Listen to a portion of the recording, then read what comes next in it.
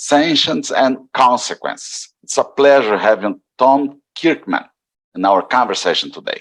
Good afternoon, Tom. Before we start with the topic itself, could you please tell us about your professional experience a little bit? Sure. Good afternoon, Armando. Nice to chat with you. So I've been in oil and gas and energy for more than 20 years. I spent, I think, 19 years in Southeast Asia, and I've bounced around to a number of different countries. I've dealt with oil companies in 30 countries. Wow. Yeah, all over the place. Been to China quite a number of times. I was a volunteer moderator on 2 international oil and gas forums, Oil Pro and Oil Price, although I'm not anymore. And I've written over 30,000 comments about international oil and gas in the last 10 years. I write a lot. So right now I'm back in the US. I've done mostly projects for oil and gas and energy. And right now I'm visiting my parents on their farm. And in the oil and gas sector, which areas did you work for? Offshore, almost primarily. Where I was stationed in Malaysia, there is not a single onshore oil platform. Everything's offshore. So in the surrounding area in Southeast Asia, most everything is offshore. And I know in Brazil, you've got quite a lot of deep water out there as well. Yeah, perfect. I was seeing some of your posts and that took my attention because let me first ask you something special. Was a mistake blocking Nord Stream 2, the gas pipeline from Russia to West Europe, and more recently, banning oil from Russia is a mistake, this kind of approach? Both questions, yes, it's a mistake. So Nord Stream 2, I generally support increasing oil and gas pipeline infrastructure anywhere in the world, regardless of the politics. The world needs more energy. It needs more oil and gas pipelines. A lot of people are not going to agree with that, my assumption there, but this is what I see. We need energy from all types: oil, gas, LNG, nuclear, wind, solar, hydro, anything else they can dream up. There is an energy shortage right now, which sort of finally has the world's attention. So I'm not a fan of Russia, and I need to make this one point very, very clear. I am not pro-Russia. I am pro-oil and gas, and people accuse me sometimes of being a Russian bot and all this other stuff. It's like, no, you don't get it. We need oil and gas, and trying to cut off the supply of oil and gas from one of the largest producers in the world of oil and gas makes no sense whatsoever. It just, the sanctions are backfiring. So what's happening with the sanctions are numerous things. It is causing an accelerated decline of the US petrodollar. So for a long time, basically around 80% of the world's oil was traded in US dollars.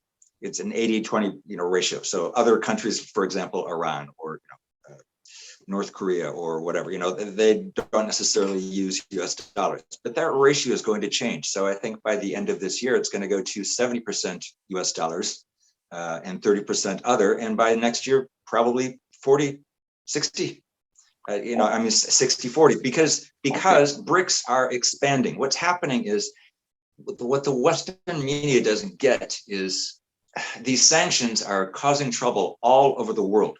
And the countries that do not support the sanctions are, well, let me put it this way. BRICS plus their associated countries are about 3 billion people. US plus NATO plus their associated countries are about 1 billion people. So the people who are not supporting the sanctions are a ratio of 3 to 1. So most of the countries around the world continue to do business with Russia and are buying discounted Russian oil. One of the stupidest things that I've read probably this week is the G7 leaders want to put a cap on the price of Russian oil. And it's like, do you guys not understand? Once Western nations put a cap on Russian oil, they're already selling a discount to oil to China and India and other places. They're still going to make more money selling less of their commodity, of selling oil. It doesn't make any sense. So this sanctions, US-led sanctions, and they're sort of dragging EU along to do this kind of reluctantly. Germany doesn't really want to go along with it, but it is actively hurting the US dollar. because And the promoting US dollar has been the tied union to. and promoting the union between China and Russia, and they are doing business Yes, without dollars and making by rubles and Chinese currency. that is correct. And this is what I'm talking about. It is the decline of the petrodollar that is being caused directly by the sanctions. So it's taking these countries that don't want to necessarily be aligned with the US and NATO and don't necessarily want to be aligned with Russia. I remember when I was growing up, there used to be a non-alignment pact. Basically, countries they'd say, we don't want to choose between supporting either the United States or Russia. We want to be neutral. That doesn't really exist these days anymore, but the BRICS is expanding. Arena and Argentina want to join. There's going to be other countries that are going to want to join. So the countries that are not supporting the sanctions are going to increase, and the countries that are supporting the sanctions are going to pay higher prices for every single commodity that they purchase from Russia because they're sanctioning it. Yeah, but when you mention BRICS, and Brazil is part of BRICS, Brazil is not aligned with Russia and China. Brazil is more related with the United States and Europe, specifically because the position, geographically position, is close to United States and to Europe, not to Asia. I'm not trying to imply political affiliations within BRICS. BRICS is basically an economic alliance of group of countries that want to work together without being told what to do by other countries. As I said, 40 years ago, the non-alignment pact, countries were asked to choose between, do you support Russia or do you support, the US during the Cold War? Yeah. And a lot of countries said, we don't want to support either. We just want to be neutral. And I view BRICS as not particularly a threat. This is a natural outgrowth of what's happening with the sanctions, because it's forcing countries to work together and come up with new economic alliances that don't use the US dollar. And the Western leaders, that includes the EU leaders, don't seem to understand this. I'm just sort of at my wit's end. It's like, how can you guys not see this? In the case of India, Tom, is pulling India to make more business with China and Russia too. Yes, you've got China and Russia and India all working much more closely together. So India is buying more and more Russian oil at discounted prices because they don't support the sanctions. And even I pointed this out more than a month ago. The U.S. Department of State stated, they didn't want to say it, but they said, yeah, India is not violating any sanctions because they are not part of the group of companies that are sanctioning Russia. So no, India is not doing anything illegal or wrong or anything we can punish them for. So yeah, that's about right. As I said, you remember that 3-to-1 figure. There's about 1 billion people in the US and Western alliance, and there's about 3 billion people in the BRICS plus related alliances. So the majority of the people of the world and majority of the countries of the world do not support these sanctions. Yeah, Ton, there's a very interesting point that's the increasing of US LNG exports to Europe is part of the consequence of this mess. It started before that. Trump was very clear when he was in office. He was dead set against Nord Stream 2 because he wanted to sell US LNG to Europe. And my comment at that time, I was still a moderator. And it's like, well, this doesn't make any sense because LNG is going to be far more expensive than piped natural gas. And what it does do too. is it gives the option. It gives the option. You can either have cheap piped natural gas from Russia, and if you don't trust Russia, then build some LNG, regasification plants, and you've got a backup in case something goes wrong. That was my suggestion way back then.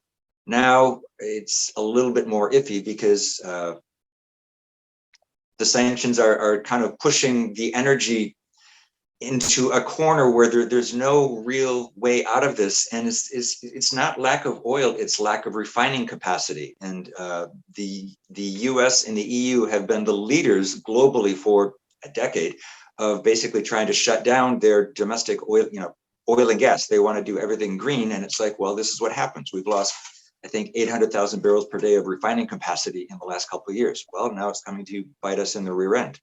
And this LNG is stable enough to keep making Europe with enough gas, natural gas, specifically for winter? No. It can help. I think off the top of my head, I think it can replace something like 30%. It's not even the bulk of it. So it is a stopgap. And, you know, assuming no more LNG plants blow up, like the one did in the US a couple of weeks ago, and they're blaming it on Russian hackers. Seriously. The LNG cannot replace the vast quantities of the piped natural gas that are going through there. And if Germany would have allowed Nord Stream 2 to start up, while if the EU wants to go ahead and do everything green, that's fine, but you can't do it before you're ready to. Don't stop oil and gas until you have the alternate supplies in place. So wind and solar and nuclear are nowhere near ready to step up to the plate in the EU to totally replace oil and gas. Perfect. So Perfect. the energy transition is not working. That's the good point. That's a good point. You see the transition, let's see, the renewables coming in a short time to replace fossil fuels, as the international agency predicts.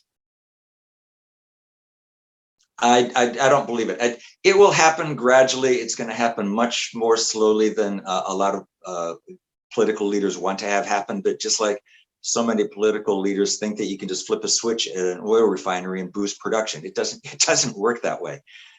Drilling new wells, this is time consuming. It takes money. And as ExxonMobil and Chevron have stated very clearly, they've been investing huge amounts of money in increasing their capacity. And all they do is, the U.S. administration is essentially insulting them, saying you're not doing enough. Well, remember Biden was campaigning. It's like, no more drilling, no more new oil and gas, no more drilling on federal lands. We are going to end the oil industry. Those are his words, not mine. That's a very good point. Because why? When we need it. No, please go ahead. When we need the energy, everyone's freaking out. And this is not going to go away anytime soon, because it's not lack of oil, although it scares me a little bit that OPEC has basically maxed out capacity already. If there's any more supply chain shocks, we will not only then have a lack of refining capacity, we may actually have a lack of oil and or gas capacity. What if the war in Russia and Ukraine goes nuts and they blow up a bunch of refineries in Russia? What's going to happen then? And what's the reason that the U.S. government is imposing some difficulties to oil companies? What's the reason for that?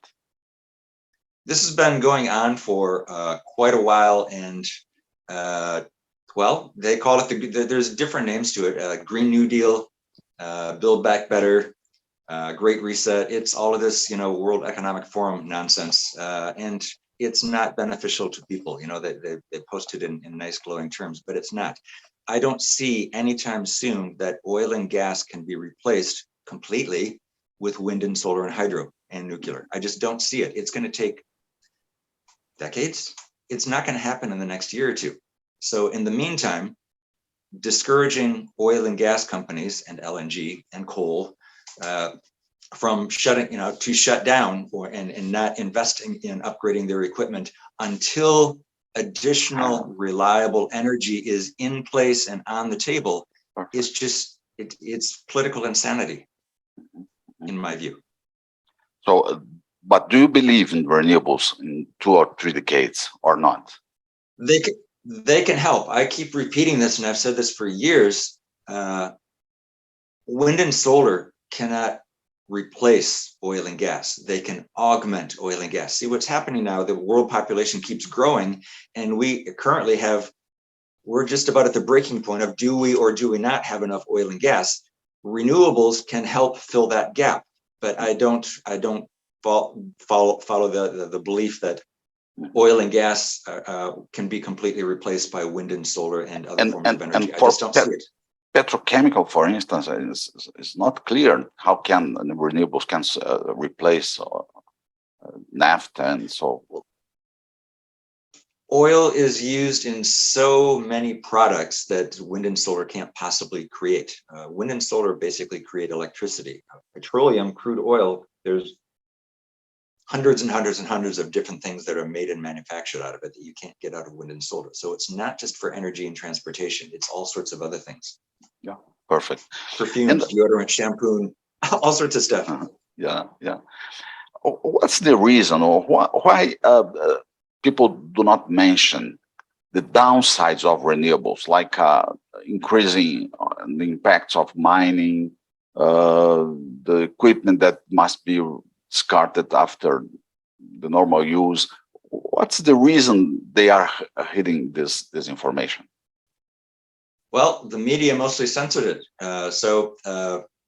I've learned from being on LinkedIn, there are certain hot button topics that if I write about it, all of a sudden my viewership drops like crazy. So I have to learn how to dance around doing the dance of, the verbal dance of alluding to things without coming out directly and saying it, because there are some topics currently that people just don't want to hear. And unfortunately, a lot of people think that, the world can magically, very quickly run completely on wind and solar and, hydro. And that's just not going to happen. No, no. How do you see the next winter in Europe with shortage, with lack of energy? Yep. I don't see any way around it. And I've been saying that since last winter.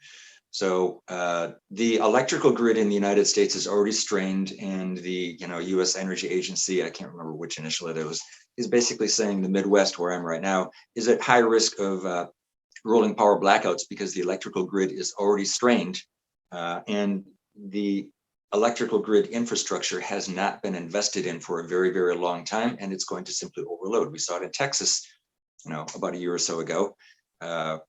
It doesn't look like that was actually fixed, but there's a website, I can't remember the name of it, I think it's called poweroutage.com or something like that. I don't know, I'm not connected with it, but it shows all 50 states in the US, and it shows where there's power blackouts, and it's updated every 10 minutes. So it'll color code a state, whether it's got 10 to 20,000 people without power, 50,000 people without power, 250,000 people without power in a state. And like I said, it's updated every 10 minutes. And on hot days, I'm going to be watching how much rolling power blackouts are going on in the US, because again, when there's rolling power blackouts in the US, media usually doesn't make, they don't mention it too much. They will say it, they don't really hide it, but it's like, this is going to get more and more severe unless something is done, again, about the energy infrastructure. And by energy, I also mean electricity. So, from memory, about 40% of electricity in the United States is made from burning coal. Natural gas, I think, is the second most. And these are, from making electricity. So when I say oil and gas and energy, by and energy, I also mean coal, liquefied natural gas, electricity. The entire oil and gas infrastructure and electrical infrastructure in the United States needs to be increased and improved, in my opinion.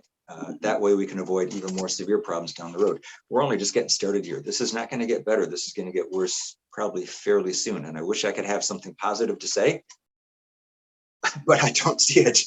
There's no overcoming this lack of oil refining, lack of capacity. Like I said, we've lost 800,000 barrels per day of refining capacity, and that's a big chunk of what we need. So there's not going to be any new refineries built anytime soon. So we're going to have to live with getting all of our energy from all available resources. That includes nuclear, coal, wind, solar, hydro, oil and gas, LNG, anything and everything. That's probably the best way forward. When we talk about electrical vehicles, it's only a part of the process, because energy is for more than 3 times the electrical vehicles demands.